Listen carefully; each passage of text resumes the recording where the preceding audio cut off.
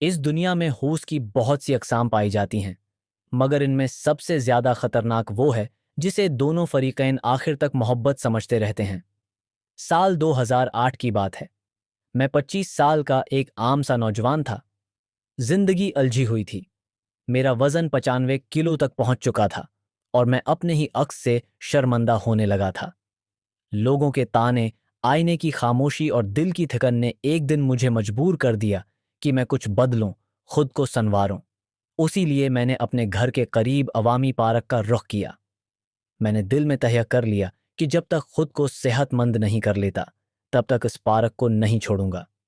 सुबह फजर के बाद और शाम असर के वक्त मेरी रोज की दौड़ और मेहनत शुरू हो गई। रफ्ता रफ्ता वो पार्क मेरी जिंदगी का हिस्सा बन गया। इसी पार्क में मेरी नज़र एक दिन रमशा पर पड़ी।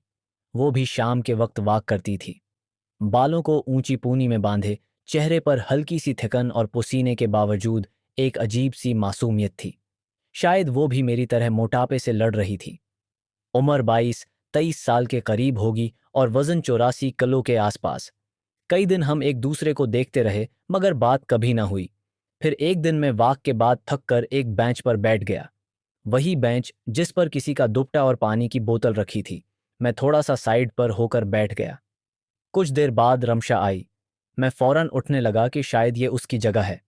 वो हिनस्ते हुए बोली, कोई बात नहीं, आप बैठे रहें, पार्क सबका है। मैं मुस्कुरा दिया, शुक्रिया आपका। वो भी मुस्कुराकर बैठ गई। उसके सांस फूले हुए थे। मैंने बात शुरू की, कितना मुश्किल है ना खुद को फट करना। बंदा थक जाता है मगर फिर भी वजन कम नहीं होता। वो हंसी, बिल्कुल। अल्लाह किसी दुश्मन को भी मौटा ना करे, जिंदगी अजाब हो जाती है। हम दोनों हंसने लगे। कुछ देर बाद मैंने पानी की तरफ देखा, फिर शर्माते हुए कहा, अगर आप बरा ना माने तो थोड़ा पानी मिल सकता है, आज लाना भूल गया हूं। वो एक लम्हे को चौंकी, फिर मुस्कुराकर बोली, जी ले लें, कोई बात नहीं। मैंने बोतल से आधा पानी पिया और वापस कर दिया। वो बोली, आप मजीद पी लें, कोई बात नहीं।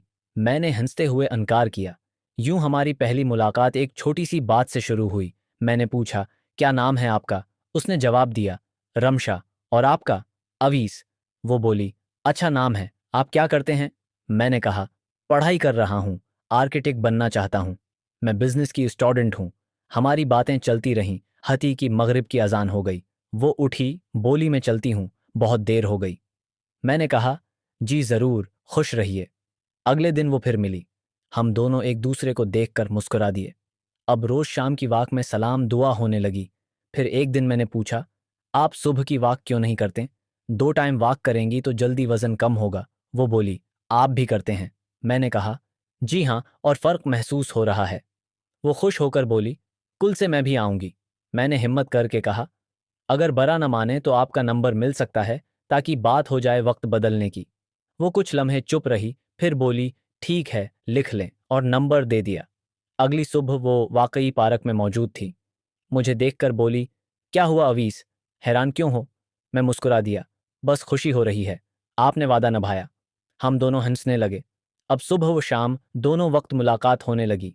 2 महीने ऐसे गुजर गए कि हमारी दोस्ती एक गहरी दिलचस्पी में बदल गई। हम दोनों का वजन कम हो गया, खुशी भी थी और एक नया एहसास भी। मैंने एक दिन कहा, रमशा, मैं तुमसे शादी करना चाहता हूँ। वो चौंकी, ऐसा फैसला करने की वजह? क्या देखा तुमने मुझ में जो जिंदगी भर का फैसला कर लिया? मैं खामोश हो गया, कोई खास जवाब न दे सका। बस कहा, तुम अच्छी लगती हो। वो बोली, अच्छी तो सबको लग जाती है, लेकिन शादी सोच कर की जाती है, एहसास से नहीं। फिर भी हम दोनों करीब आते गए। निकाह से पहले ही हम वो सब कर बैठे जो सिर्फ निकाह के बाद जायज था। हम समझते रहे कि ये मोहब्बत है, मगर दरअसल ये सिर्फ वक्ती कशिश थी। फिर एक दिन रमशा ने कहा, अवीस, अब रिश्ता भेज दो, निकाह कर लेते हैं। मैंने टाल दिया, जल्दबाजी ना करो, वक्त आएगा। वो रोज यही कहने लगी, मगर मेरा दिल नहीं मान रहा था। आखिर मैंने घर वालों को बताया, मगर वो माने नहीं। उन्हें रमशा और उसका घराना पसंद न आया। मैंने सब कुछ रमशा को बता दिया। वो खामोश रही, फिर बोली, इतना वक्त मेरा जाये क्या, अब तुम्हें फैमिली याद आ गई? खैर, मेरा भी एक रिश्ता तय हो गया है, मैं जल्दी रुखसत हो जाऊंगी। उसकी बात सुनकर मैं चुप हो गया, सोचने लगा। न मैं टूटा, न वो रोई। तो फिर ये मोहब्बत थी या सिर्फ वक्ती ख्वाहिश? हम दोनों एक दूसरे के लिए मोहब्बत नहीं बल्कि सिर्फ हवस थे। मोहब्बत तो वो जज्बा है जिसमें रूह शामिल होती है, और हम सिर्फ जिस्मों तक महदूद रह गए। आज जब उस पार्क के पास से गुजरता हूं तो वही बेंच खाली नजर आती है।